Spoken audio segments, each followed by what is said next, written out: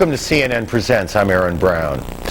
Whether you lived in New York or Washington, D.C., small-town America, or even abroad, September 11th, 2001 changed you some. Americans feel more vulnerable and less innocent. Non-Americans were reminded again of the meaning of American resolve. As we watched on that warm and sunny September day, as we watched the unimaginable unfold, the towers hit and collapsed, the rescue teams trying to carry out the survivors, as we began imagining the number of dead, we struggled often to find the right words. But with time, we have seen national disbelief become national determination, fear become resolve. And as we approach the one-year mark of the September 11th attacks, CNN Presents begins a two-part look at the extraordinary events of September 11th and America's response. And so now, part one of America Remembers. You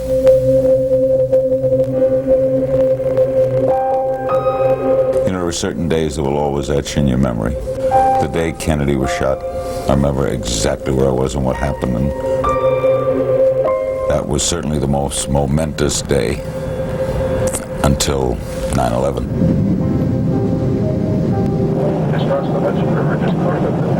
On September 11th, I was in the middle of literally trying to get away from it all. I was at home. I was in my kitchen. I had just walked into my apartment after having dropped my 3 kids off at school. Where the news is being made on this Tuesday, September 11th. From CNN Center in Atlanta, this is CNN Live at Daybreak. I was sitting in my office overlooking the newsroom, and the morning meeting was going on.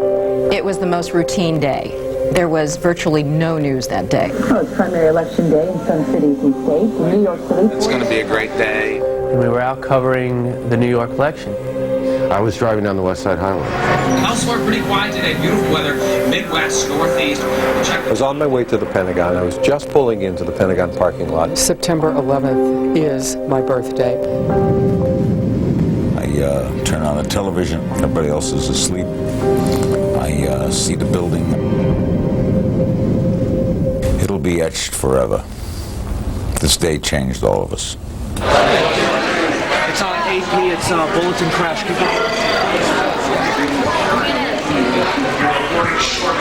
All of a sudden, during the commercial break, everybody started running through the newsroom.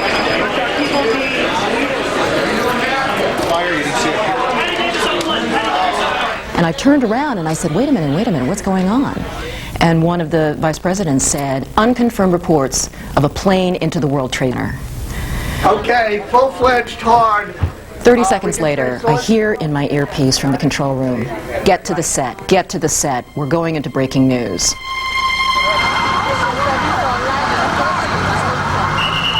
And up comes the picture of the World Trade Center tower with a huge, smoking, gaping hole in it. And I said, holy God. This just in, you are looking at obviously a very disturbing live shot there. That is the World Trade Center, and we have unconfirmed reports this morning. A plane has crashed into one of the towers of the World Trade Center. The CNN Center right now is just beginning to work on this story. My office faces south towards where the Trade Center used to be. Sean, what can you tell us about what you know? This is Sean Murtaugh, Vice President of Finance for CNN. And started with a meeting with the head of our properties group. 2 of us stood up, probably caught the last flight of the first plane, flying straight into the North Tower. Oh, shit!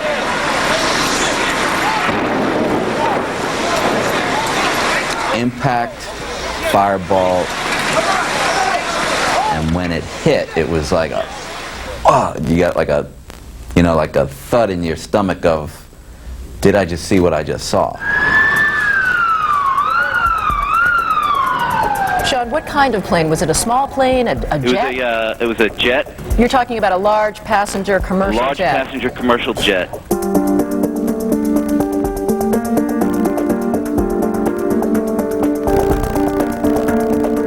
I thought it could have been an accident.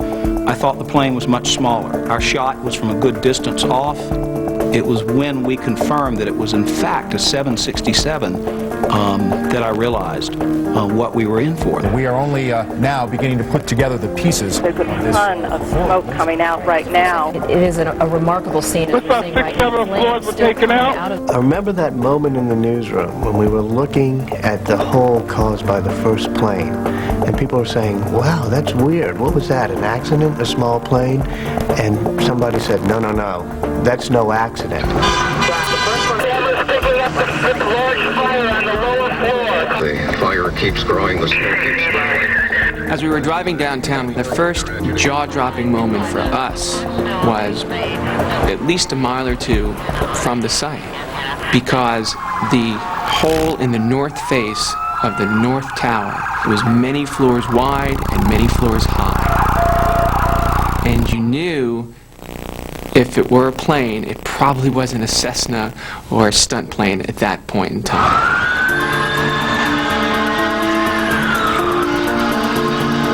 To us, it just looked like a big fire.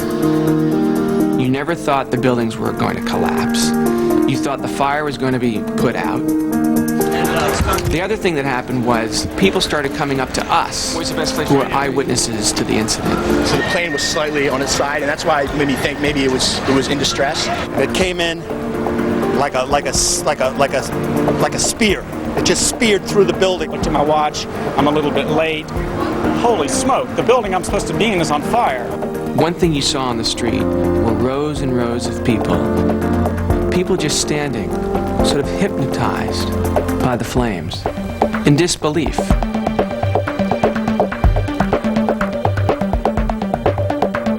watching the smoke pour out of here. The papers are still falling from the sky. When I got outside, I saw everybody was like looking up toward the sky, and I started running downtown toward the building.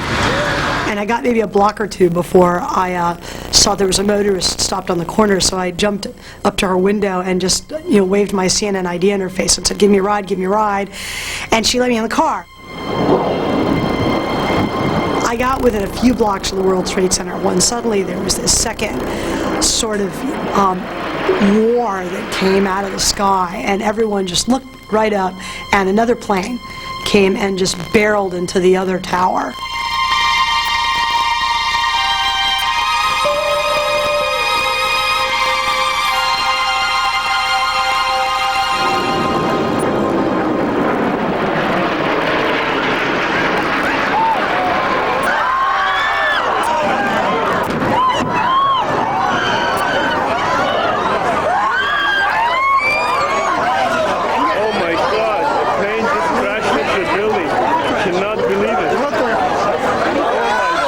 At first I thought, I'm dreaming, I'm going to wake up. And this can't be, this doesn't happen.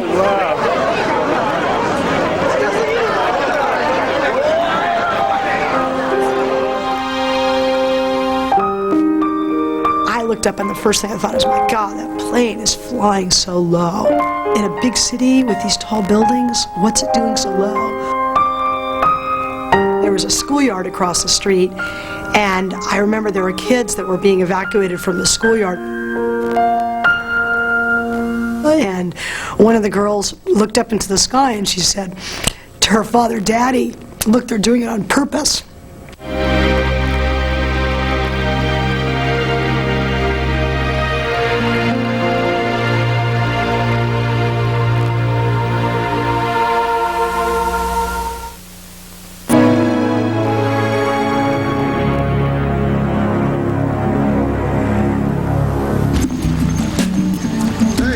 Warming up. Come on, stretch. Come on. This was as ordinary a day as you can possibly imagine. We talk about tax cuts. You can talk about it at the next event. The president's schedule was very simple. Sarasota, Florida. Emma Booker Elementary School was the location. I am going to talk about education, though. Any news? He was to go there, read a book to some assembled children, give some very general remarks on the importance of reading and education, and fly back to Washington. Couldn't be simpler. What word? Yes. Before he goes to sit with the children and to read, he's made aware that the first jetliner has struck the first tower in New York City. His instincts are to think this is not an accident, but nobody knows and it's a very cautious internal White House reaction. The Chief of Staff, Andrew Card, approaches from his right, leans down, and says the following words: "A second plane has hit the second tower."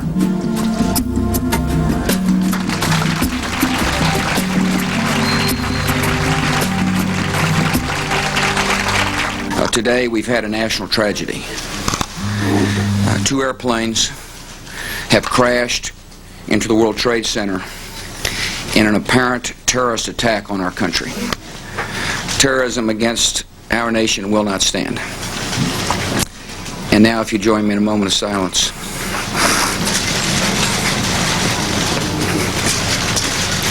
May God bless the victims, their families, and America. Thank you very much. And then begins this amazing day-long odyssey across the middle of the country as the President tries to get back to Washington, but is advised it's not safe yet, Mr. President. You need to stay somewhere else. This is Air Force One departing Sarasota, Florida. We need to keep you in a place of maximum security. Air Force One provides that security. And until we're sure about what this is and what the bottom of all this is, don't come back.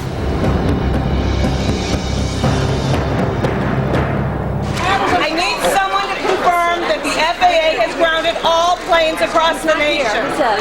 As soon as the New York airspace, became under attack, the decision was made to shut things down there and ground everything that was in the air immediately. The decision was made very quickly, and it's an unprecedented and very dramatic decision to ground everything in the air over the United States of America. Fire in the Pentagon. Amy's about to go on there.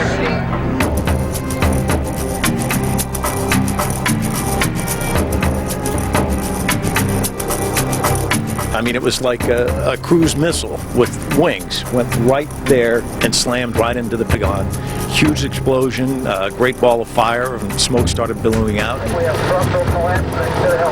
There was a voice in the hallway full of running people yelling, "Get out, get out, get out. We've been hit." A fire truck came and started pouring water on the fire, but it was no effect. I mean, this was extremely hot, extremely intense fire. After I determined that there wasn't any more information for me to gather in the office, I left. But before I left, I decided I would try to do one more thing. I tried to take the camera that's mounted in the corner in my office and see if I could put it out in the hallway and point it down the hall toward the side that had been hit. Unfortunately, we didn't have enough cable. Secretary Rumsfeld was in his suite of offices on the other side of the building from the impact zone. He felt it, and he immediately was on the attack site within moments, much to the displeasure of his security people, but he did it. And there are pictures of the secretary helping other men carry stretchers of the injured.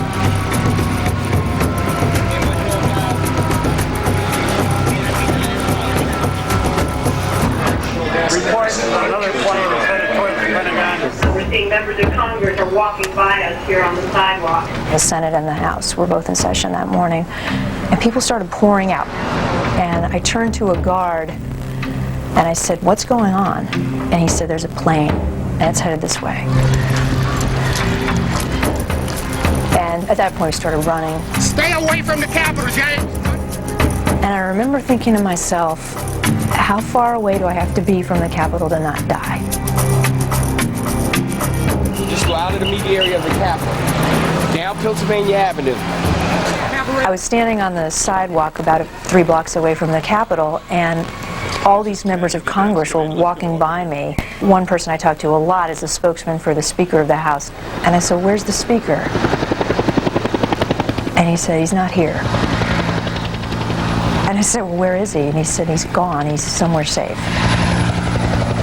And that was the first word that we got, that they had evacuated some of the top leaders.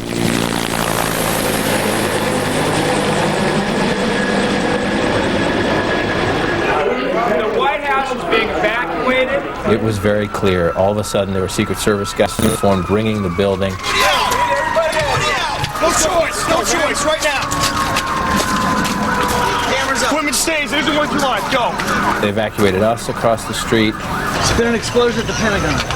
And then you started seeing everybody come out. We saw most of the senior staff come out. The last several hundred I saw leaving the grounds were told and ordered by the Secret Service to run. They were running through the gates. We're all on our cell phones in Lafayette Park.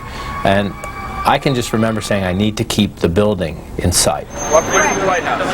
Because they kept pushing us back. There's nothing imminent, but this is just not the place to be. Go have lunch, do something else, please. And for the first time in 5 years around the building, saw Secret Service with automatic rifles. I remember watching people running out the driveway of the White House crying. It was very hard to comprehend what is really happening here. Did it actually hit the Pentagon? It's unclear. There's just fire over there. The tone of the town, did change. It's hard to describe in the sense that it's not something you can grab and put your hands around, but everything was different. Everything was different.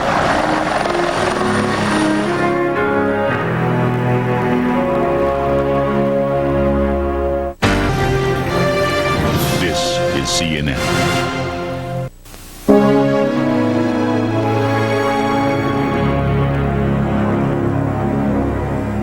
The building's exploding right now. You got people running up the street. Clear out of here now. There's a tremendous amount of smoke and flames billowing out of the building. Well, it is a grotesque sight. You could see the rush below on the street as people continue to run. Many of them were inside the building when they felt the explosion, and they say there was just pandemonium. And hear this just deafening roar of fire engines and police cars. And nobody really knew what had happened other than that something had happened on purpose.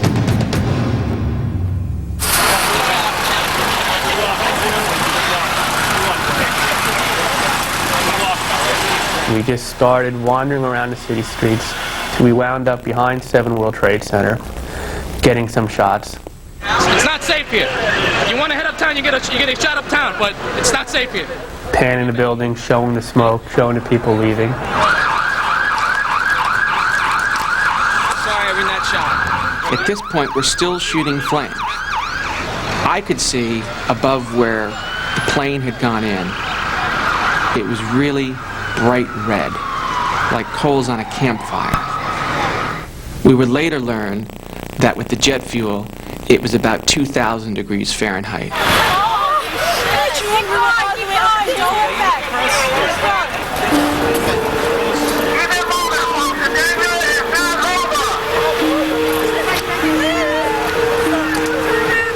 The Trade Center is so tall and it looms over you that it looks like you're almost on top of it when you're looking up at it. And you could see these people almost like little specks coming to the glass. And Jim Hubrechts, the guy whose apartment I was in, had his camera and he was tightening the shot. And at one point he finally said, "Oh my God, there's people up there."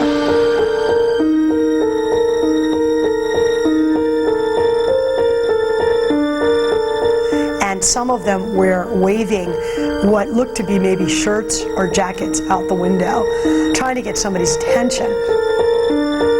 I remember his daughter and his wife were there, and they kept remarking that maybe they were waving for help, maybe there was a net, or maybe there was like a helicopter or plane, and there was some kind of a rescue operation. And then suddenly you saw people one after the other jumping out the window.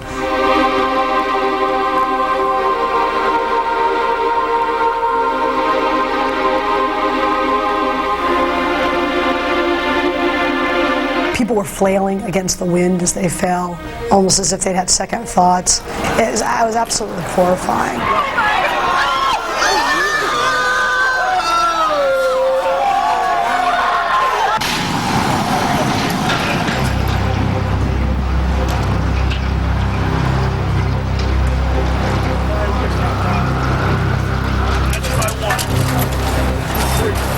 Ready, Mo?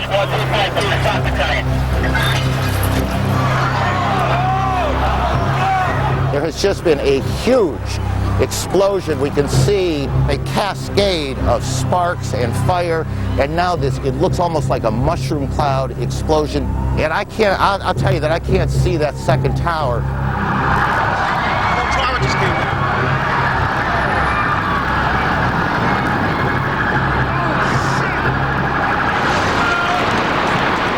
There was this wall of smoke that just came up over the top of the buildings, good 20, 30 stories tall, like a tidal wave. Let's go. We grabbed the camera off the tripod, and all I can think of at this point in time is the building just collapsed. There's a wall of smoke and debris coming at us. Is there going to be another explosion? Is there going to be gas? Is there chemical in it? And we ran.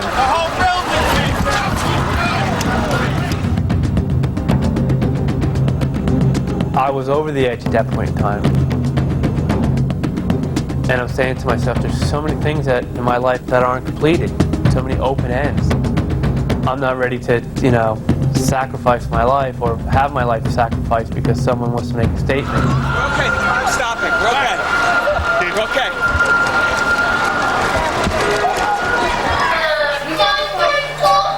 It's all closed. Everybody remove chairs. Emma's room.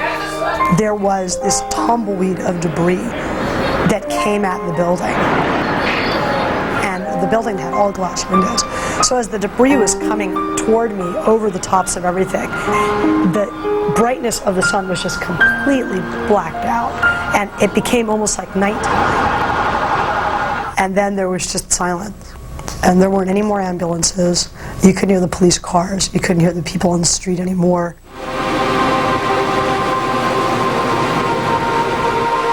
And I walked up to the glass and looked out, and it almost looked like a blizzard had hit New York. There was the snow everywhere. And there was just no noise coming from down toward the World Trade Center.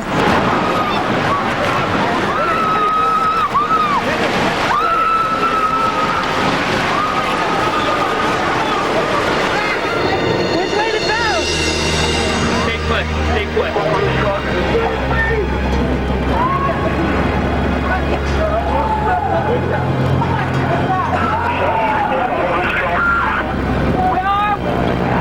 You're in front of St. Paul's Church on Fulton and Broadway. Which way to go? Plane down in Pennsylvania. Somerset County? Somerset County, right. Get that map made. Another plane has crashed, this one about 80 miles south of Pittsburgh. This is United 93. This took off, was headed for San Francisco. It flew way out, all the way out toward Ohio, and then took a drastic 180-degree turn, was headed clearly toward Washington, D.C. One of the last places you would probably expect to be touched by the violence of an act of terrible terrorism like we have seen today. What we didn't know at the time was that there were 4 hijackers on board.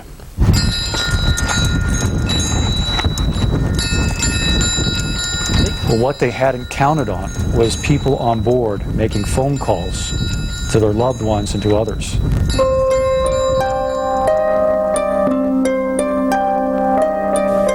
They knew then that they were next, and they decided to do something about it. They got together, they discussed it, and this is what really gets me. They voted. They voted to take back the plane. We walk around to the edge of this ridge area, which is about 300 yards from the crash site was, and I saw smoke rising up out of what looked like a small pit. The plane hit so hard that most of the pieces were crumpled in on top of itself, collapsed right there in that crater.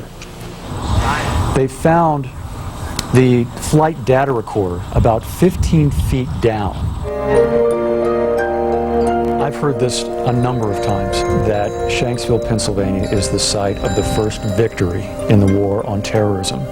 These passengers, they fought back. The plane did not make it to Washington, and there's no telling how many lives they saved doing it.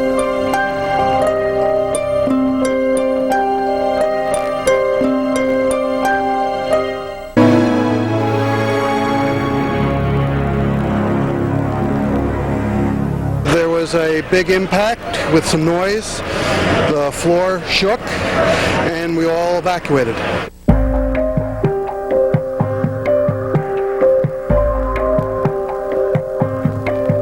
There have been attacks in 2 American cities, New York and in Washington. The trade centers here in New York have been hit by airplanes. In Washington, there is a large fire at the Pentagon. The Pentagon has been evacuated. Obviously, we are in the middle of an extraordinary catastrophe. And there, as you can see, perhaps the second tower, the front tower, the top portion of which is collapsing. Good Lord. I remember saying, "Oh my God," when the second building came down. There are no words. And went silent for a bit and let people watch it. I've been a reporter most of my life. I've seen a lot of bad stuff happen in a lot of difficult places. And I'd never seen anything like this, certainly not in my country.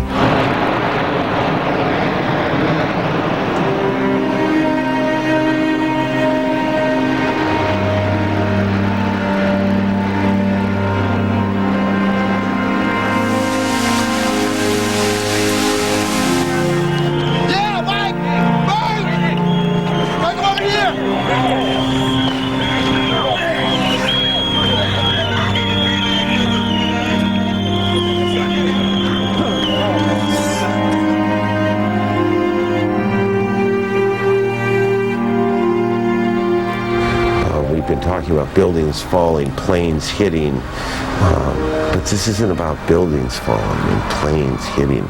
It's about people. Big explosion happened.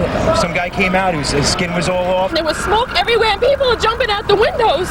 Over there, they're jumping out the windows, I guess because they're trying to save themselves. I don't know. I can't even look back. My 6-year-old just last week asked my husband and I to take him to the observation deck, and it's gone.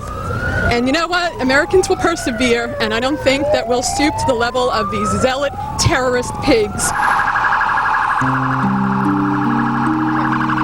It's about the people who were in those buildings and got out, the people who were in those planes and didn't survive, the people who didn't get out of the building, the firefighters who went. It's a people story. When I heard some rumbling and shaking, I thought maybe the air conditioner shut off and jumped on again. I turned around, I have a window seat, and the entire sky was filled with, the first thing that struck me, it looked like a ticker tape parade. It was filled with computer paper and then debris. I dropped the phone. And then it was when I was heading down on 27, just about 27, the staircase moved and a crack in the wall appeared, maybe about 6 or 8 inches. And at that point, everybody, I'm sure as they were thinking, get out. This is, anything can happen now. Nightmare, total blindness, choking feeling. You're covered in dust, rubble, smoke, everything. I dove under a truck. Everybody, keep moving, please, on Broadway. Keep moving. These are people literally running for their lives. People literally trying to get their friends, their co-workers, people they'd never met before, out of those buildings.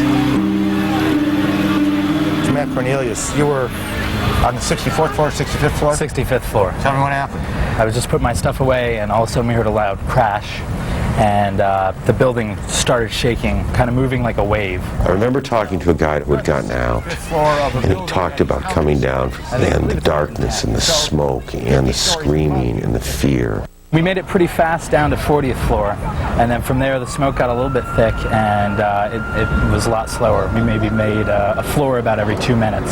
It was packed. I mean, it was a virtual traffic jam. And I thought, what an incredibly powerful story this is, and there must be thousands of them. Thousands of people who got out, who could stand next to me and tell me the same story, and it would be as compelling the 100th time I heard it as the first time. I'm a lucky man. I am very lucky. I thank God very much.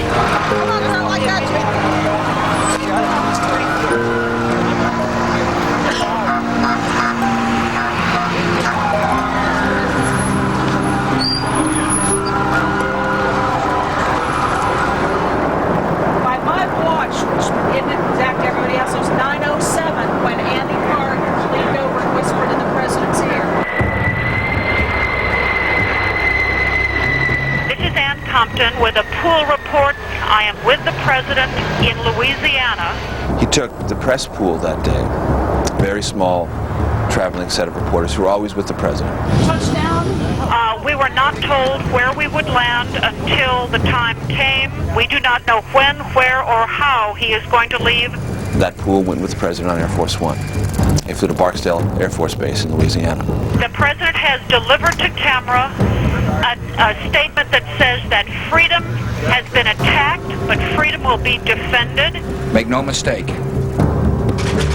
the United States will hunt down and punish those responsible for these cowardly acts.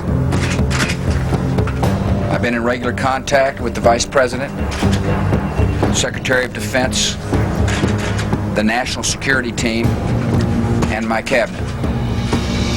The resolve of our great nation is being tested. But make no mistake, we will show the world that we will pass this test. And then quickly back on the plane. And then they flew to Offutt Air Force Base in Nebraska because it was a Strategic Air Command center there, an underground bunker. We are pulling through the base now. There are armed riflemen blocking some of the roadways, one of them in a kneeling position. There has been protection like this everywhere we've gone since we left Florida this morning. There is just a little brick building with a door. And the building is basically not much bigger than the door itself. And opens the door and they all go down these stairs, just right down. Because they're going to this underground, fortified, concrete reinforced war command center. Created for the nightmare of a nuclear attack.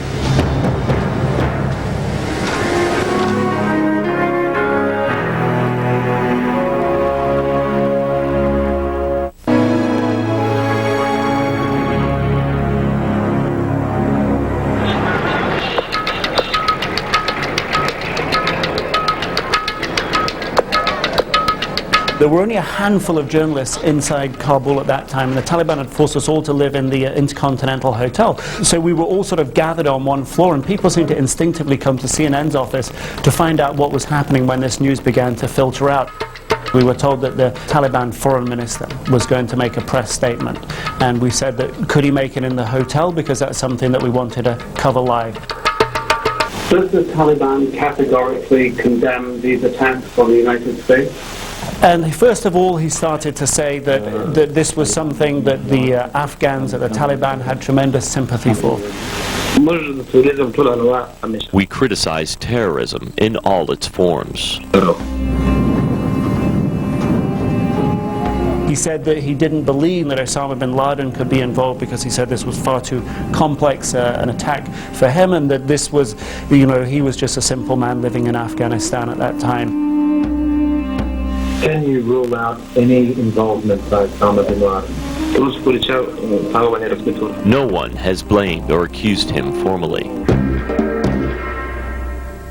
Just in the last few seconds, another building, building number 7, one of the buildings in support of the World Trade Center towers, has collapsed. This is no small building, as you can see, at 47 stories. It would stand out in most American cities. As all this rubble adjusted itself, more buildings came down. The fire consumed more buildings. The structure of the buildings that were there was compromised and kept teetering. You hear that? Keep your eye on that building. It'll be coming down soon. I don't want to be here. Yet still there were people coming out of it. And I think that was one of the things that really stayed with me after that, is I kept thinking, well, you know, maybe when everything calms down, more people are going to come out and they're going to rescue more people. But there was just no noise coming from down there. So we kept walking sort of around the disaster area, trudging through this snow-like substance. It's like the interior of this building. There was pieces of their desks and pieces of the photos on their desks and their Rolodexes and documents. See, I found this woman's resume. It was a resume from a kid that had gone to my college who was applying for a job to work in the World Trade Center. It was very much like a weird movie, like, you know, The Day After, like a nuclear accident or a nuclear winter. It didn't make any sense. So what do you have now? Do you have a sense of anger? Is it fear? Right now, I just hope everybody is safe that can be saved. The people that are dead, well, what can you do for them? Just pray for their loved ones, you know, that's all. And what about tomorrow? Tomorrow, there's going to be a lot of people being found in the debris. Ready to go.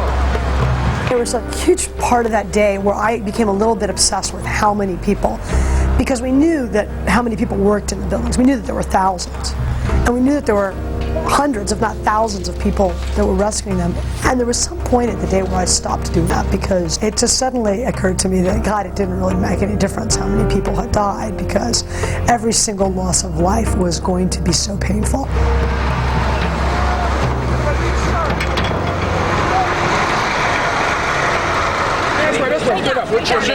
Put your mask on. I remember one of the first things about Rudy Giuliani. The situation is that two airplanes have attacked, apparently. One of his first press conferences, somebody asked him about the death toll. He said, "It is going to be more than any of us can bear." The effort now has to be to save as many people as possible. There was absolutely no evasiveness in his language. Giuliani got up and said, "This is as horrible as you can imagine and maybe worse."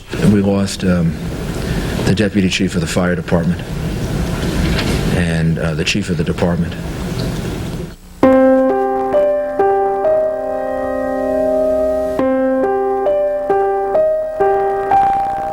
Deputy Commissioner Feehan, Chief Gansey, Father Judge, and Ray Downey, who I just gave a party for at Gracie Mansion for his years of service. We've also lost him.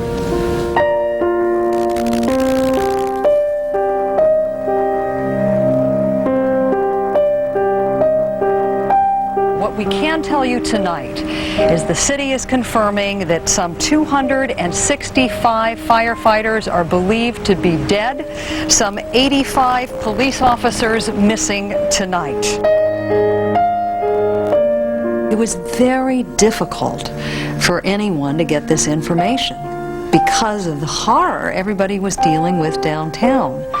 You know, the last thing the police and fire department was interested in doing was trying to finalize numbers for us. They were saving lives.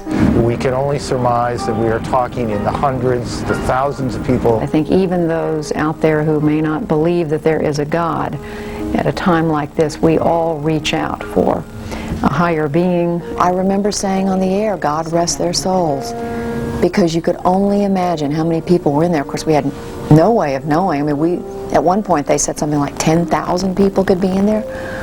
You know, it turned out to be just under 3,000, but, you know, it doesn't matter. I mean, the numbers are just mind-boggling. This is the most unbelievable thing I've ever seen in my life. The Twin Towers are on the ground level.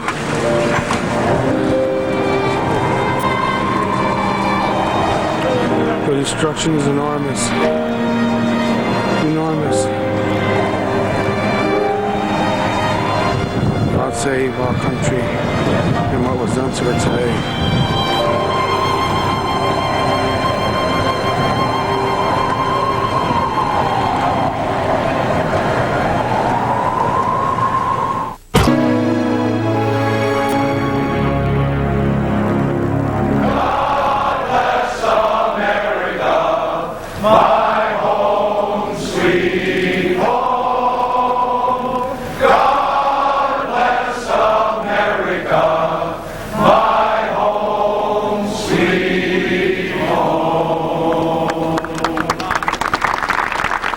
Pointed display of bipartisan unity at this critical moment in U.S. history. I think it was just off the cuff. Somebody started singing. I think they learned something out of being stuck in the same bunker together for a few hours.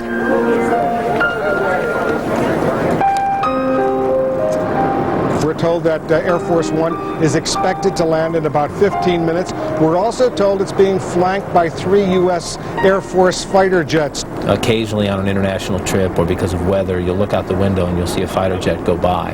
A very rare occasion. And when they brought the plane back this time, he was escorted, as you see in the movies. One of those moments where there are jets on the wings. Marine One is the helicopter that has the president on board and lands on the south lawn of the White House, which is the routine procedure when the president returns to the White House from Andrews Air Force Base. Their goal at the moment was almost more than what he said, was to show the president is at the White House. And they feel secure enough that the president can be at the White House. It's psychology, if you will, to the country that the government is there is stability, there's a crisis, but that they're on top of it. Just the picture of the helicopter landing and the president walking in and then the president on television from the White House was meant to convey a message of, they tried to knock our government out, they failed.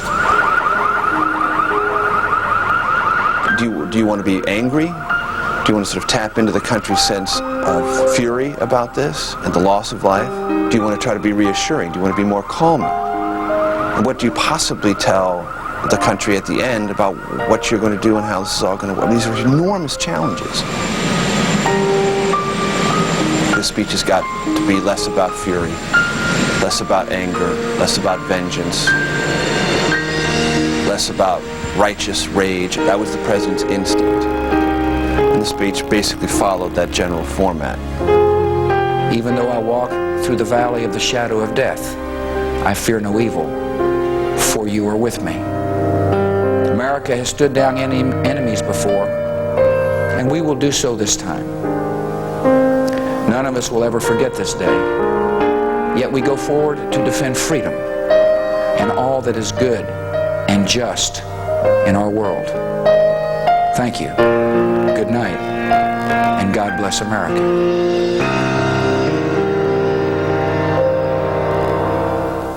The people who knock these buildings down will hear all of us soon.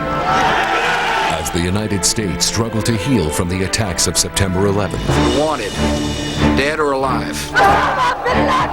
Our nation and the world were thrown into a war against terror. Next Saturday, look back to the events following one of the world's darkest days, from Ground Zero to the fall of Kabul, on America Remembers, next Saturday on CNN.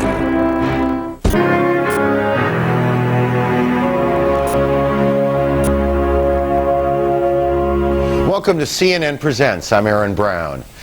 The chain of events set in motion by the attacks on the country on September 11, 2001 have taken Americans from Ground Zero here in New York City to the front lines in Afghanistan. In the days and weeks and months following September 11th, the country readied itself for war, went to war, taking the fight to those who tried so hard to destroy the country. Last week was a horrible day in September. The towers, the collapse, the losses. This week, part 2 of America Remembers, a look at America's response to September 11th.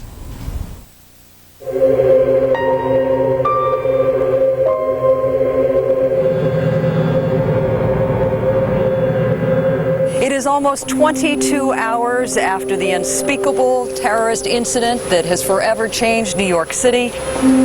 Some of the headlines Americans are waking up to this morning. The Daily News proclaiming it is war. The New York Post saying an act of war. In the area of where the blast occurred from the commercial jetliners, it's like a nuclear winter. Ash, soot piled on top of cars 3 inches deep. If yesterday was surreal, today is all about reality. Today we're going to start to get a sense of the dimension of this. We have been successful in recovering at least one other person, and we're in the process of doing everything we can to try to locate other people.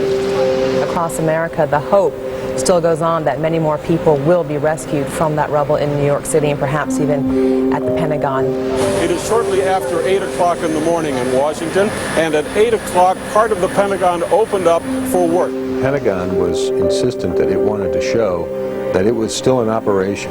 The search is beginning inside now as they try and find out exactly the human tragedy of this catastrophe that has befallen the Pentagon. All night long, Miles, the dome light on the very top of the Capitol has been burning here. The Congress never officially went out of session. That light... The light was on, and I remember just that striking me, that it was so symbolic that they left the light on to show that democracy is still okay.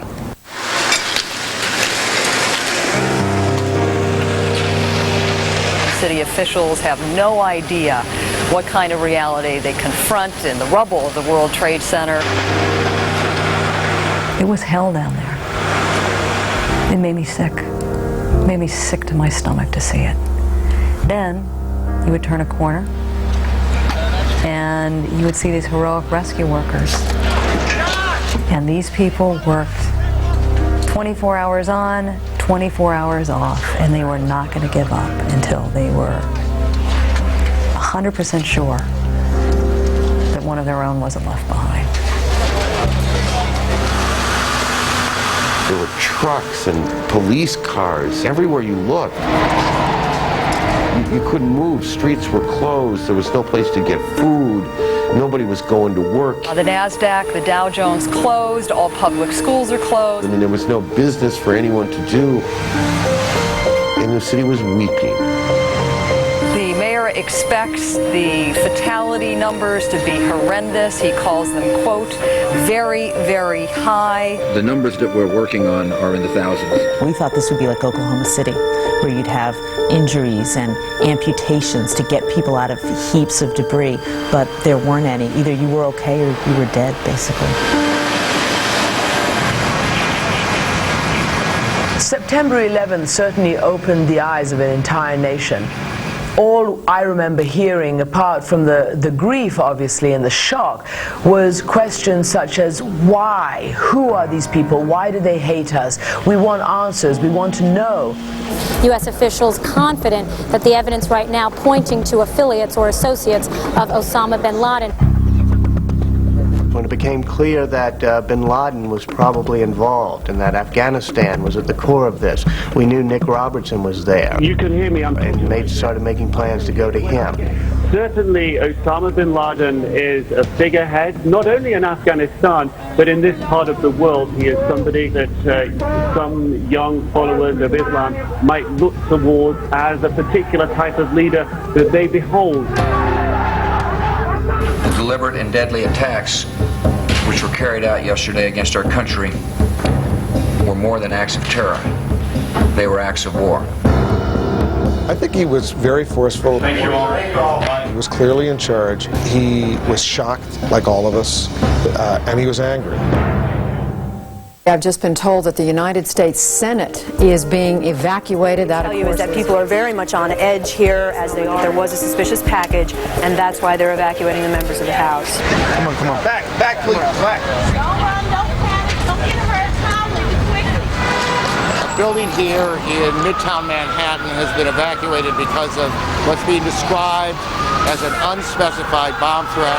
Damn terrorists! All of a sudden, I saw everybody moving off the rooftop, and I said, what's going on? Let's move off the block. And they said, it's a bomb scare. People in the city, as you can imagine, are enormously tense. We were living, all of us, in this odd cocktail of fear and rumor and vulnerability.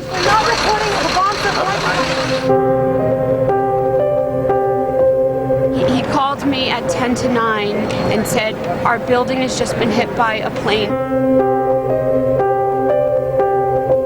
There was the second plane that came around and slammed into the building. When he went to work, his mom said goodbye, gave him a big kiss, and never saw him again. And I said, oh God, John, please get out of there safely. We're at the corner of Lexington and 26th Street in Manhattan. We're at the Armory, where hundreds of families are lined up behind me trying to get information about their missing loved ones. They're asking for all... When we first arrived there, my producer Miriam Falco and I, we were concerned because we did not want to thrust ourselves at these people. This woman right here. We felt very strongly that if they didn't want to talk to us, we didn't want to talk to them, and we weren't going to hound them. I'm looking for my older nephew. But in fact, it was the opposite. We've been here over 2 hours. They told us twice they'd take us next. They sought us out. Let me give you, and I have here with me Vinnie Kamaj. Several different people stand out in my mind from September, and one of them is Vinnie Kamaj. He was the first interview that I did on camera. He was looking for his father. His father was a window washer at the World Trade Center. If you think your father might be out there somewhere, what would you want to say to him? I want to tell him that we all miss him. His little nephew Luke misses him, and that we're strong. We got hope. Thank you. Thank you. Aaron, I've been talking to these families for 2 days now, and all of these stories are very much like this. People are just hoping that their relatives are out there somewhere, and they're begging us. It was just so moving to hear from this young man how he was just searching and searching for his father. If anybody see my daughter. He has a daughter, 7-month-old. I want him to come home. We're not going to give up until we find you. We love you. When you interview person after person who is missing someone who is so special to them, so important, fathers, mothers, sisters, wives, husbands, children, I don't know how you can help but cry.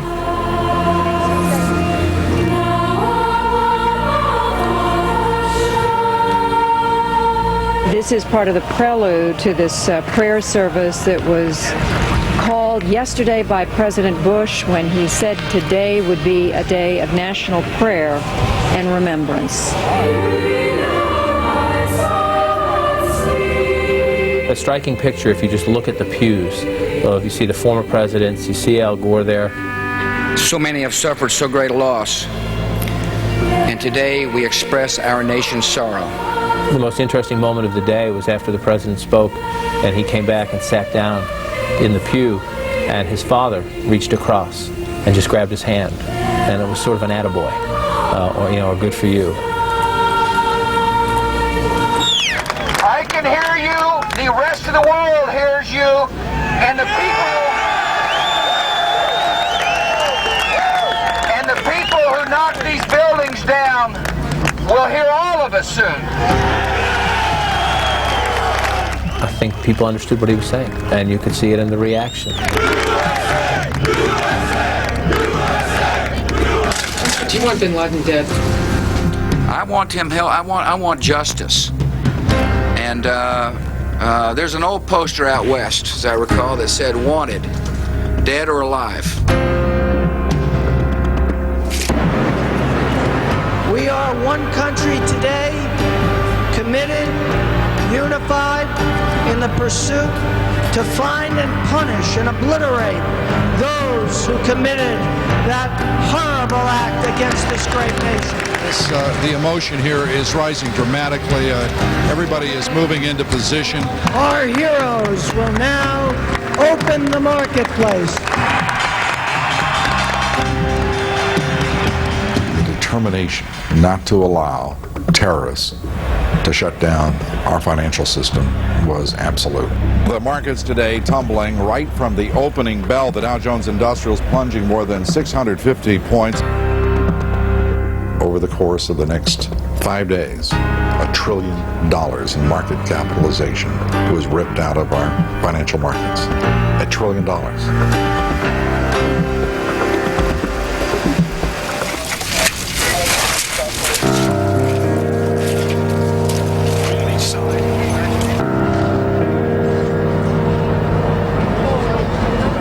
I remember most about it, the days and weeks and months after, is the smell.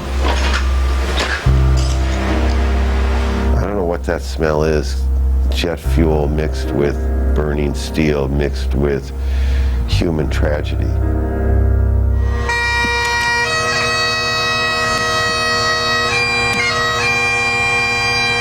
I remember thinking how small the city felt, how sad the city was. Oh God, it was sad. There were hundreds of funerals that were packed with New Yorkers who had never met these firefighters before, and I think that says a lot about the healing that went on here. We all wanted to feel like we were doing our part to say thank you. Oh, say, can you see? This is Yankee Stadium in the Bronx. Down below us, a Prayer for America memorial service here in New York. What so proudly we hailed. In the days since this attack, we have met the worst of humanity with the best of humanity. We pray for all of those whose loved ones are lost and missing. We pray for our children, and we say to them, do not be afraid. It's safe to live your life. I became a New Yorker in a day. After 10 years of fighting it and not getting it, I fell in love with it. I fell in love with New Yorkers. I was so proud of how they were dealing with this terrible thing.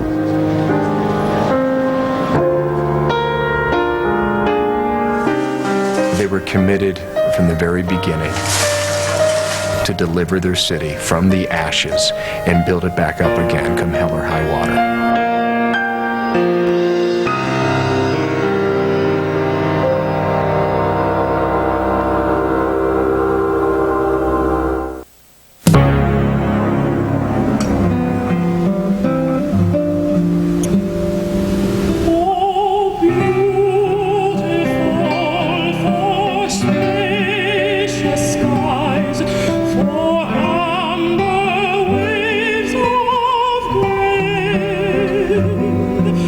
It was a week ago today that American Airlines Flight 11 took off from Boston for Los Angeles and crashed into the North Tower of the World Trade Center. There's been a remarkable spirit of unity in this country since the September 11th attacks. My fellow citizens, for the last 9 days, the entire world has seen for itself the state of our union, and it is strong. Tonight we are a country awakened to danger and called to defend freedom.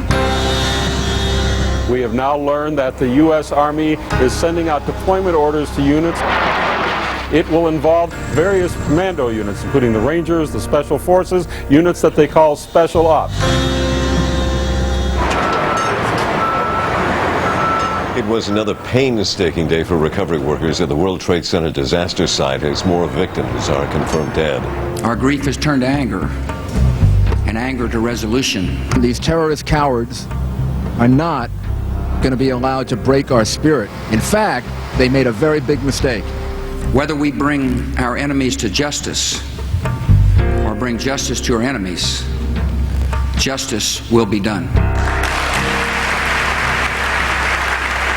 It was a perfect speech. I don't know that any president has ever given a speech where more of the country wanted him to succeed. Every nation in every region now has a decision to make. Either you are with us or you are with the terrorists. President Bush is warning the Taliban that time is running out for them to surrender suspected terrorist mastermind Osama bin Laden. Welcome to all the journalist community. Afghanistan's Taliban rulers say they won't give up Osama bin Laden without evidence, if at all. If infidels invade an Islamic country, jihad becomes the religious obligation of all Muslims.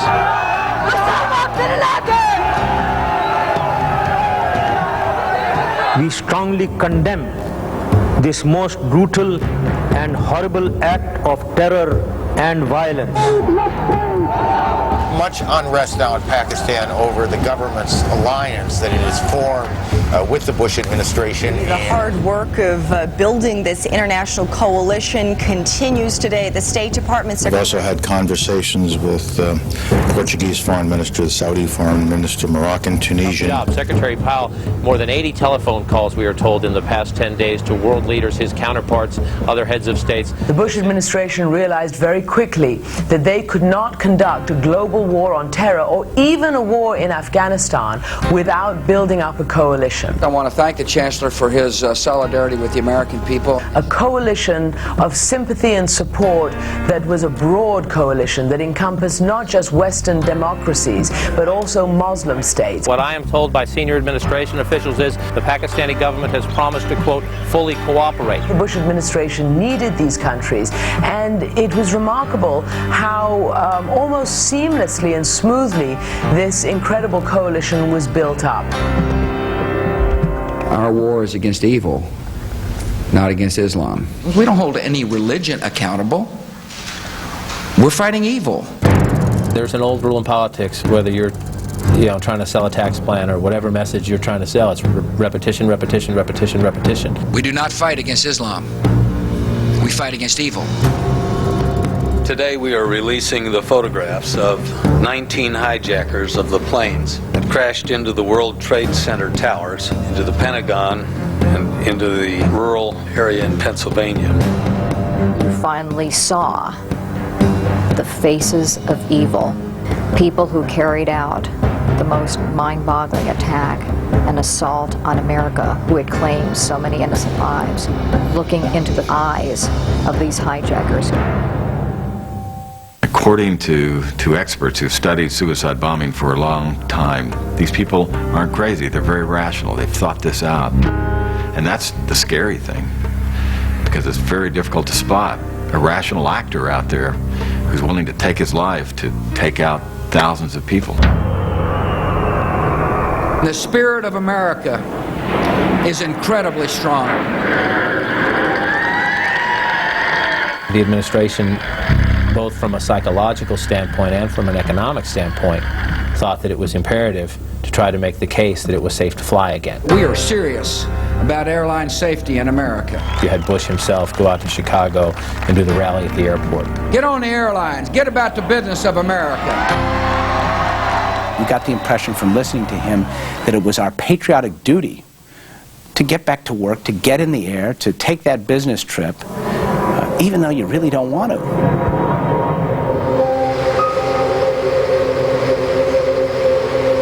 The Federal Emergency Management Agency, or FEMA, ended its search and recovery efforts at the World Trade Center ruins today. When FEMA announced officially that the search for survivors was over, it was a very sad time. It's an inevitable stage. You have to reach it. But it is a terrible point to reach, because then you are admitting to the families, and they have to admit to themselves that that dream, that fantasy, that their loved one is going to be found unconscious, or maybe in a hospital room and unable to communicate, or maybe trapped in a void, that moment is gone.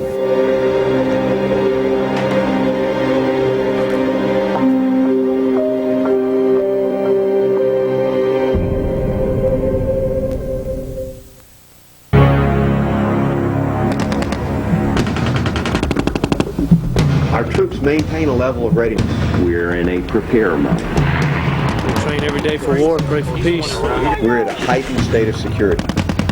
We pride ourselves on being ready to go whenever the nation calls us.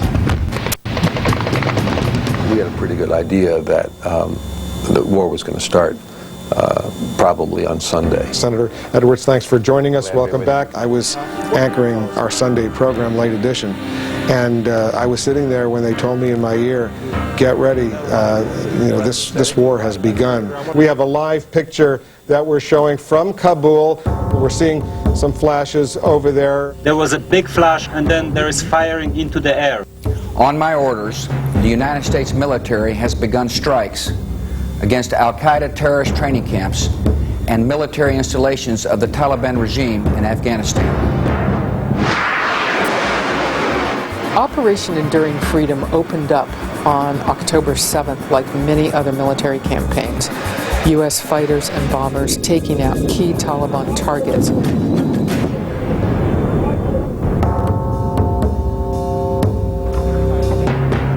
one thing that the United States did realize it had to do right away was it had to get its own people on the ground, special forces, to help spot targets and direct the bombing to make it more lethal and more effective. Now I'd like to show you some gun camera footage showing target destruction. In this case, the picture speaks for itself. I've reflected on some of the questions that were posed at the last briefing about the speed of progress and questions about the patience of the American people. Today is November 1st, and if you think about it, the smoke at this very moment is still rising out of the World Trade Center. In the end, war is not about statistics, deadlines, short attention spans, or 24-hour news cycles. It's about will to see this through to certain victory.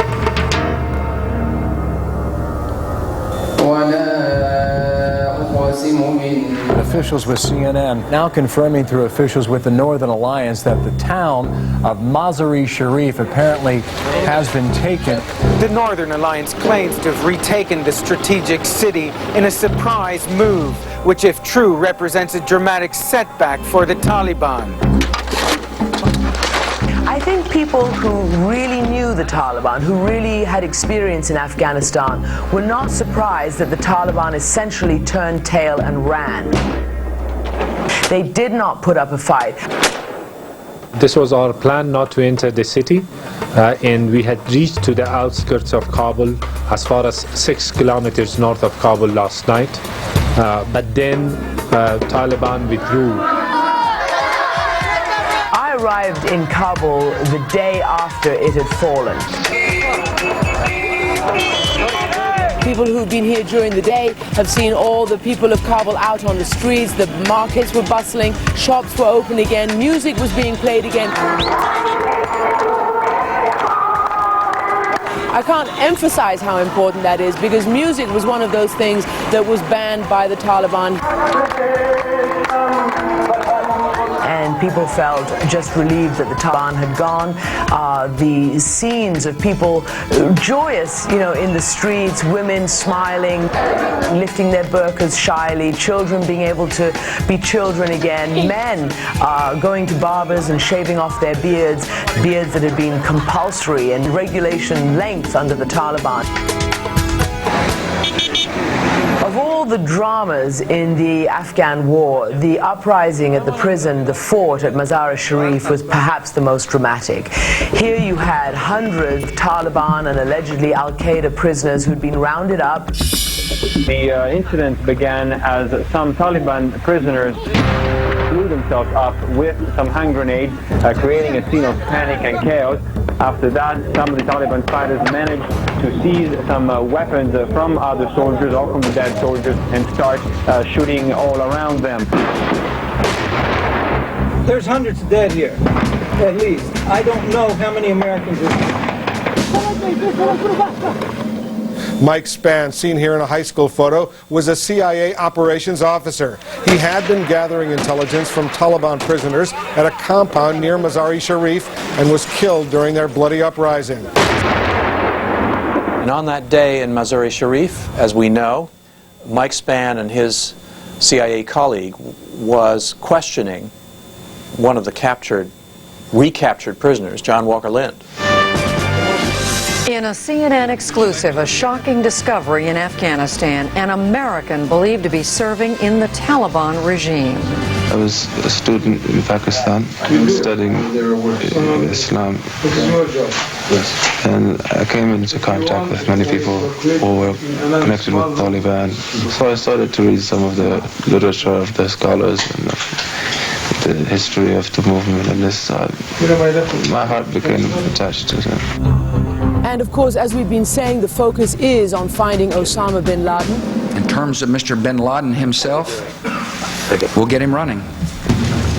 We'll smoke him out of his cave. And we'll get him eventually. History has shown that it's very difficult to get a single individual. In fact, in the past, the U.S. has tried to never build a policy around capturing a single individual because it's so difficult. It was then believed by early December he was somewhere up in the Tora Bora region.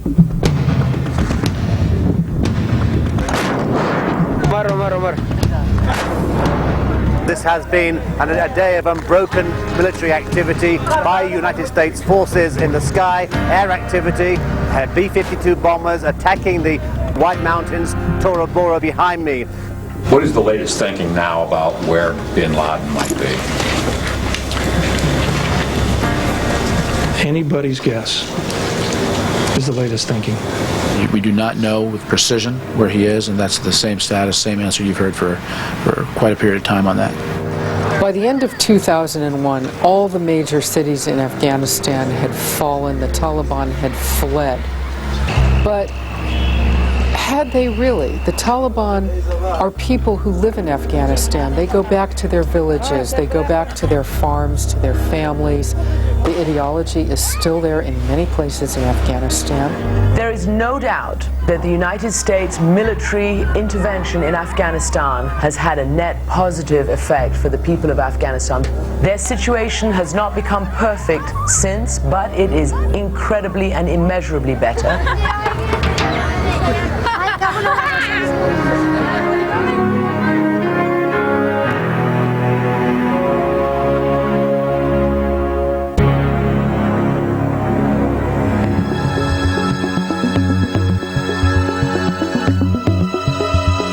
The Centers for Disease Control has just confirmed the diagnosis of anthrax in a patient in a Florida hospital.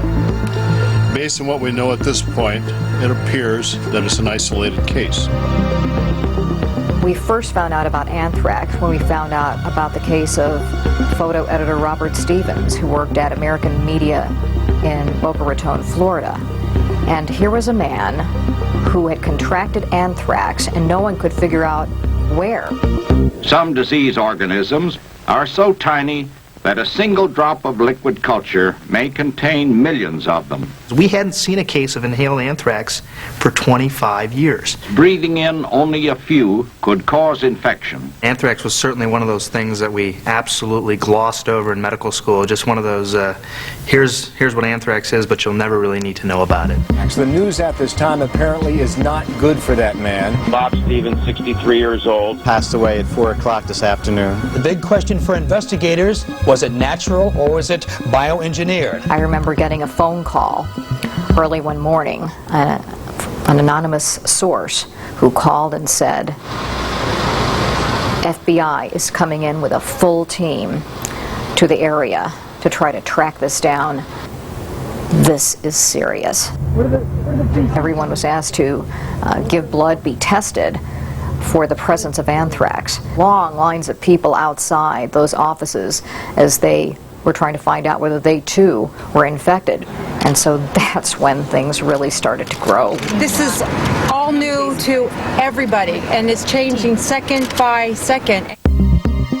Good morning, I'm Andy Lack. I'm with NBC. I'm here with the mayor and with Bob Wright and Tom Brokaw and some of the mayor's key colleagues. And this morning, as many of you know now, we received a positive test for cutaneous anthrax for one of our colleagues who works on Nightly News. Our nation is still in danger, but the government is doing everything in our power to protect our citizenry. The American people need to go about their lives. And I've worked with Tom Brokaw and Dan Rather and Peter Jennings, and so when it became clear that 3 media outlets had received either letters or something that contaminated the place, it's pretty darn scary. We all did this thing in our minds. What have we touched? What have we opened? Mr. President. Majority Leader. At about 10:15 this morning, a member of my staff opened an envelope. The U.S. Justice Department has just released copies of the letters with anthrax that were mailed to Tom Brokaw, the New York Post, as well as the Senate Majority Leader Tom Daschle. The FBI wanted to put the letters out before the public to see whether anyone else might possibly recognize the handwriting. The message was virtually the same in a number of them. Death to America, death to Israel, you die now. What's the problem? My breathing is very, very labored. I don't know if I have been, but I suspect that I might have been exposed to anthrax. I work for the Postal Service. The anthrax attacks continue. Today, confirmation that 2 postal employees have died as a result of inhaling anthrax. No one was really thinking, according to officials, that any of the spores could possibly have gone through the envelope and into the air to infect anyone. They were wrong, and they were very tragically wrong, because as they then came to learn, yes, people were infected in that post office too. So while you had hundreds of people lining up on Capitol Hill being treated with antibiotics, that wasn't happening at the Brentwood Mail facility. A widening crisis. Traces of anthrax are found at more government buildings. A second NBC employee has contracted cutaneous anthrax. Traces of anthrax discovered at a CIA mail sorting facility. A letter carrier has been affected. Late today, a White House mail screening facility also testing positive for anthrax spores. I don't have anthrax. Well, this prompted incredible scares around the country because people didn't know whether they would be next. How many of these letters were out there?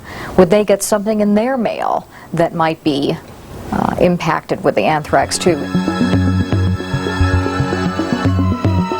In the end, 5 people died, 18 people were confirmed infected, and whoever was trying to do this, if they were trying to kill lots of people, they failed miserably.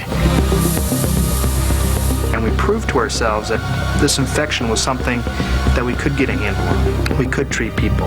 30,000 people were on antibiotics at one time or another, but we beat that.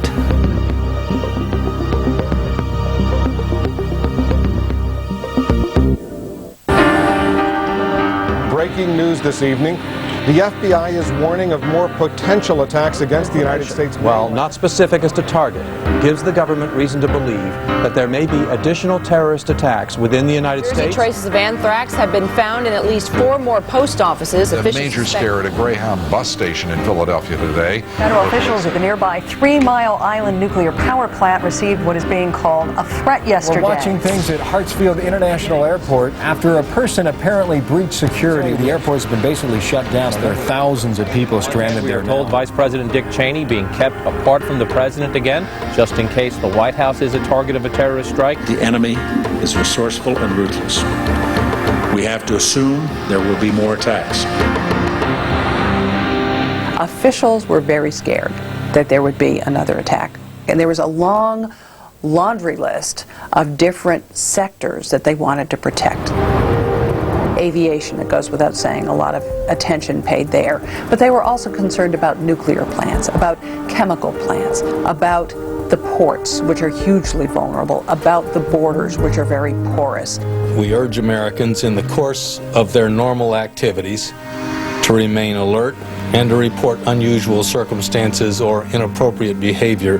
Everybody is concerned about what's going to happen next. You just feel so vulnerable now because you don't know what's going to happen, where it's going to happen. A lot of people are afraid. They're scared. It's overwhelming, the whole thought of it, the devastation. In those days after the terrorist attack, we began to see terrorists on every corner and believe that they had an overwhelming ability to strike our nation. In the name of Homeland Security, Attorney General John Ashcroft is asking law enforcement officials nationwide to interview some 5,000 people currently here on temporary visas. We have in detention about 563 individuals who are being detained on Immigration and Naturalization Service items related to the events of 9/11. Look out! A lot of people were being rounded up and being held virtually incommunicado. Are there still, in your estimation, sleeper cells, Al-Qaeda sleeper cells roaming around the United States at this time? We have every reason to believe that there are still people out there who came into this country for the purpose of trying to hurt us. The whole point of a sleeper cell is to blend in, to become part of the population, leading normal lives, waiting for that point to be activated, and then carrying out their attack. Osama bin Laden lashes out at the United States and the United Nations in a videotape broadcast today by the Arab-language TV channel Al Jazeera. On the tape, bin Laden claims the United States has no proof to justify its attacks in Afghanistan. The White House reacts, and Condoleezza Rice calls in the heads of the television networks and asks for restraint. They were concerned that there might be secret messages transmitted to sleeper cells on what to do next, what to hit next, and so on, in these tapes. Time passes, and we haven't heard from bin Laden. And I get word, along with one or two other journalists, that there is another tape of bin Laden that has not been released. That it is a tape that bin Laden might not want released. U.S. officials say that when you see this tape, you will have no doubt that Osama bin Laden and al-Qaeda were the masterminds of the terrorist strikes on the United States 3 months ago.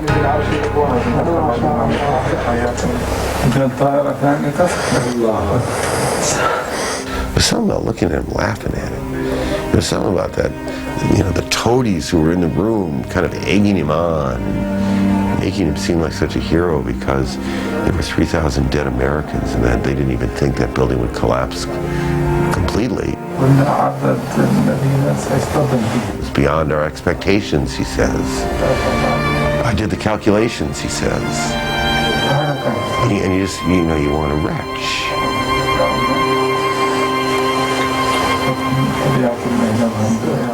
Aviation officials at Logan Airport saying that a man on board American Airlines Flight 63 was apparently trying to ignite explosives that were in his shoes. We were lucky. He didn't get away with it. Some courageous passengers and crew members wrestled him down and stopped him. Officials saying that the man in custody was carrying a British passport, identifying him as Richard Reed. They say he's about 28 years old. We think it is very important since September 11th for America to remain on the highest possible alert. We will take every possible action to make sure that this kind of injury and assault on America and on its freedom does not happen again. The thing that is so scary is that it is impossible to protect all the things they need to protect. We will be on alert indefinitely.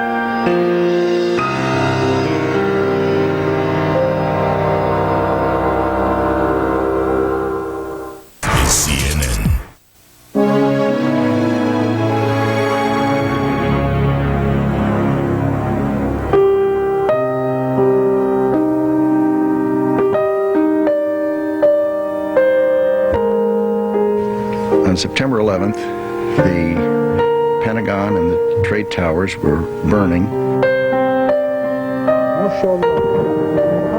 The Taliban were in power, and Afghanistan was a reasonably safe haven for terrorists.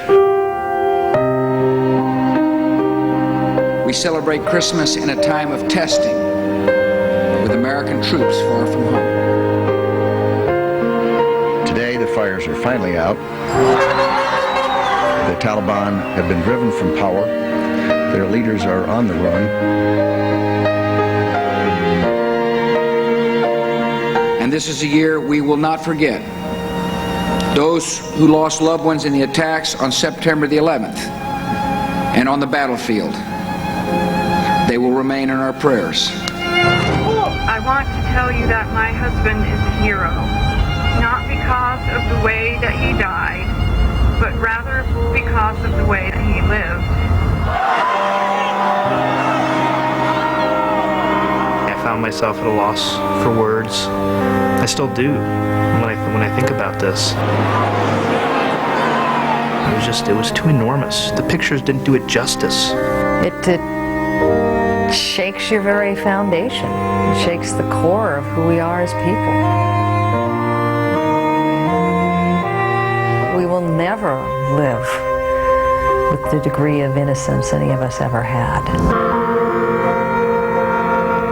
We've had this sense for the whole of American history that the oceans protected us. And we know that's not true anymore.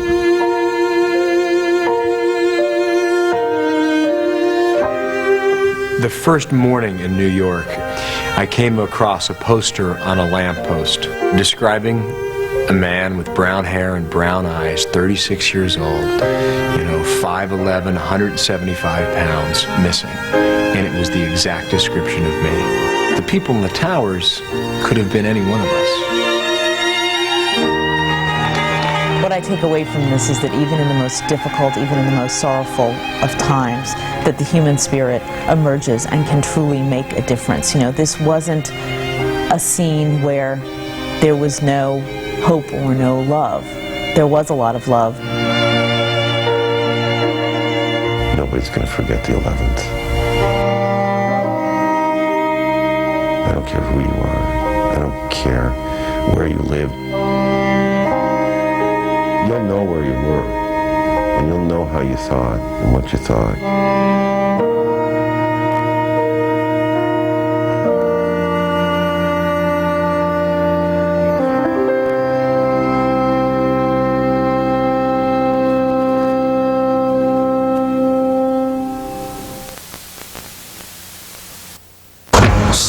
Acres of hallowed ground, of prime Manhattan real estate. 16 acres where nearly 3,000 people lost their lives. I want to create the most beautiful memorial the world will ever see. Land once at the center of the U.S. economy, capturing the world's attention. Find out what the site of the World Trade Center might look like in the future, and meet the people who will decide its fate. Do what's good for New York.